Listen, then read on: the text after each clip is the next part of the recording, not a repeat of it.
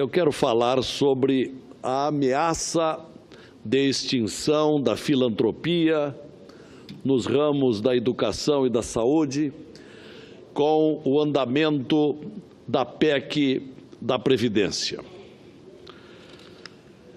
E começo lembrando sobre o significado etimológico da palavra grega filantropia. Significa amor à humanidade. Na atualidade, significa o ato ou o propósito de dedicar-se a ações que acolhem o ser humano em suas carências ou necessidades.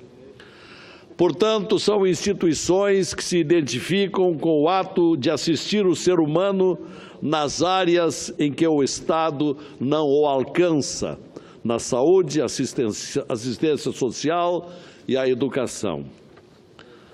Portanto, num país de tantas desigualdades, a filantropia é muito importante e é indispensável. O termo filantropia no Brasil adquiriu um sentido técnico-jurídico específico. Refere-se a entidades sem fins lucrativos, que atuam na área da assistência social, que compreende saúde e educação, e a assistência social, estrito sensu, abrangência esta chancelada pela jurisprudência do Supremo Tribunal Federal. Tais entidades, além da imunidade com respeito a impostos, prevista no artigo 150, inciso 6º, letra C da Constituição, são imunes de contribuição para a Seguridade Social, conforme previsto no artigo 195, parágrafo 7º da Constituição Brasileira. Duas observações importantes.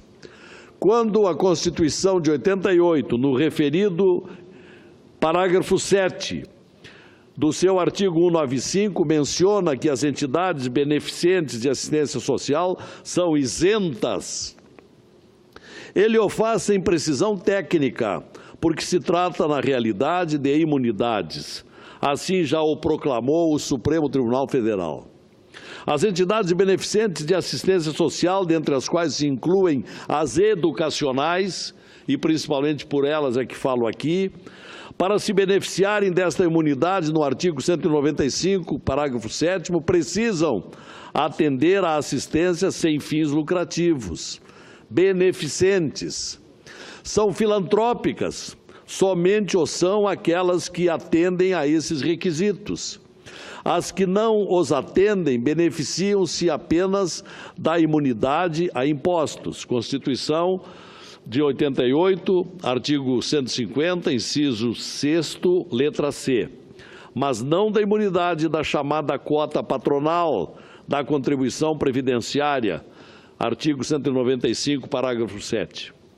A Constituição Cidadã de 98 consagrou, pois, o entendimento de que as entidades filantrópicas gozam de imunidade sem relação à contribuição previdenciária patronal, o PIS, COFINS, o CSLL. E por que isso? Porque tais entidades executam serviços, projetos e programas complementarmente ao Estado, suprindo inclusive a ausência total ou parcial do poder público no enfrentamento de demandas sociais. Não fosse esta atuação, as carências sociais seriam ainda maiores, porque o Estado sabidamente não tem condições de provê-las sozinho. Se a imunidade lhes for retirada, e agora é esta ameaça, seus serviços se tornarão custosos e de difícil acesso a boa parte da população. No Rio Grande do Sul, por exemplo, meu estado, de 100 mil alunos beneficiários de bolsas de estudo, de 100% ou 50%. No país, são 600 mil alunos. Além de outras ofertas no âmbito da saúde e assistência social.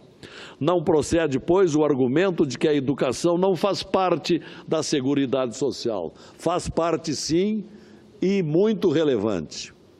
Além do mais, as instituições precisam qualificar-se para alcançar o status de entidade filantrópica, através de uma entidade chamada SEBAS, certificado de entidade beneficente de assistência social, prestando conta ao respectivo ministério a que está subordinado, a educação, por exemplo, ao MEC, a assistência social ao MDS e a saúde ao MS.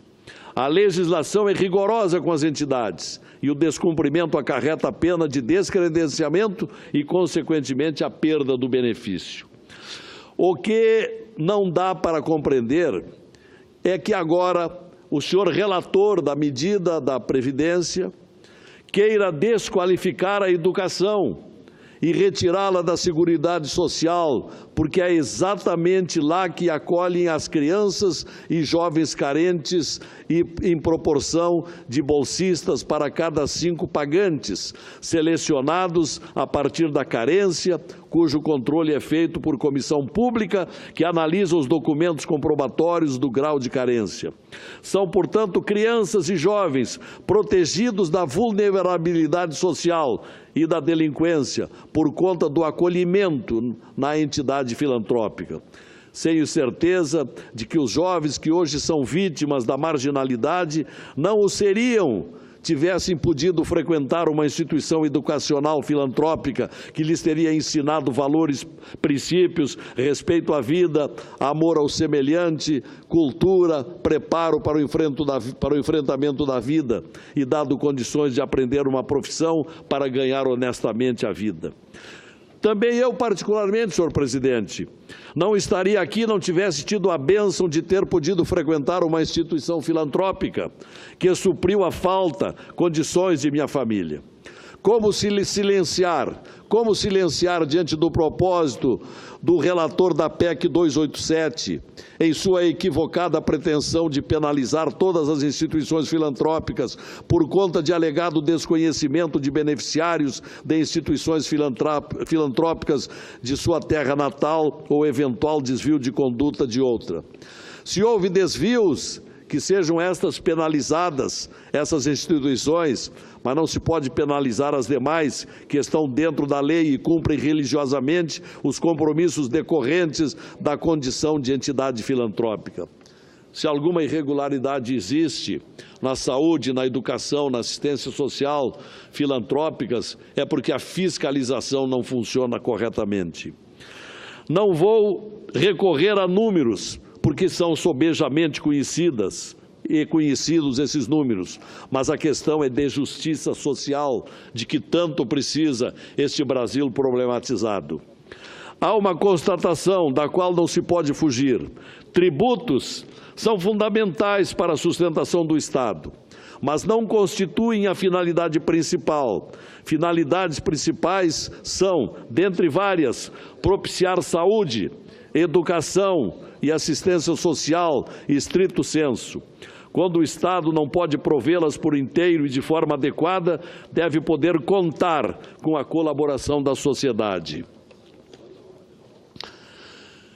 No caso, através das entidades filantrópicas, indispensáveis no Brasil, hoje tão carente de recursos. É justo, portanto, que tais entidades tenham a contrapartida da imunidade. Só faria sentido eliminar esta contrapartida, imunidades, se a perda de arrecadação fosse muito maior do que as vantagens. E aí um ponto importante, que a filantropia propicia ao Estado. E ainda assim, se o Estado se dispusesse a aplicar todo o acréscimo da arrecadação no custeio dos serviços prestados pelas entidades filantrópicas. Não é o caso. Estudos confiáveis demonstram que o retorno de cada um real de renúncia fiscal é da ordem de 5 a 6 reais, ou seja, para cada R$1 de benefício auferido pelas entidades filantrópicas, o Estado obtém retorno direto ou indireto da ordem de 5 a 6 reais. Portanto, o Estado ganha com a filantropia. Precisamos, na verdade, de respeito às milhares de pessoas envolvidas e favorecidas pelas entidades filantrópicas, sobretudo aquelas cuja vida tem sido dedicadas aos menos favorecidos para ajudar a construir sentido de vida.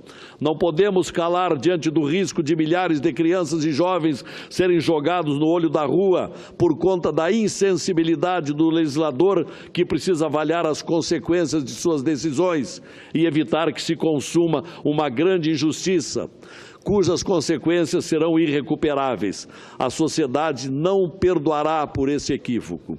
Apelo, pois, em conclusão, senhor presidente, à sensibilidade do relator Arthur Maia, que assisti ainda anteontem à noite, no programa Roda Viva da TV Cultura, dizendo que no item da filantropia há necessidade de uma melhor calibragem, conforme a expressão que ele usou.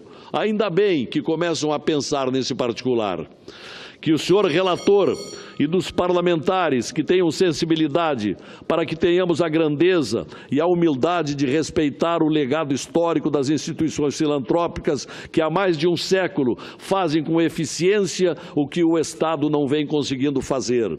Destruir essa obra é um sacrilégio e não terá perdão. Eu espero que tenhamos suficiente inteligência para não consumar esse erro histórico que nos envergonharão para o resto de nossas vidas. Era o apelo que eu queria fazer. Tenhamos sensibilidade para encarar este item da pretendida reforma tributária. Que não haja o fim da filantropia na saúde, na educação, na assistência social. Obrigado, presidente.